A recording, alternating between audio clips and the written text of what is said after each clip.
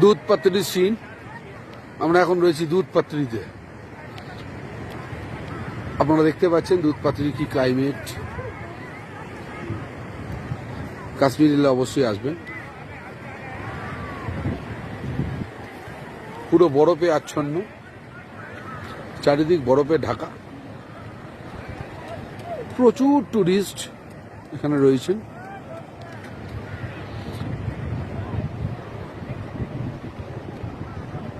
Pine গাছের ঝাড়, ফটোতে আপনি দেখছেন যতটা, ধরে নিন তার 10 গুণ বেশি।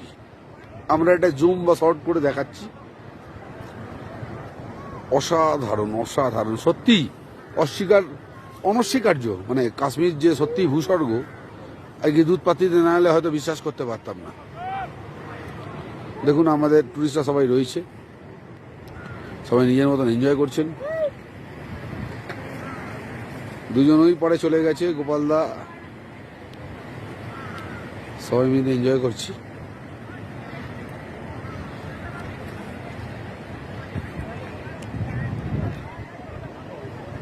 দারুণ দারুণ মনোমুগ্ধকর পরিবেশ বলতে যা বোঝায়।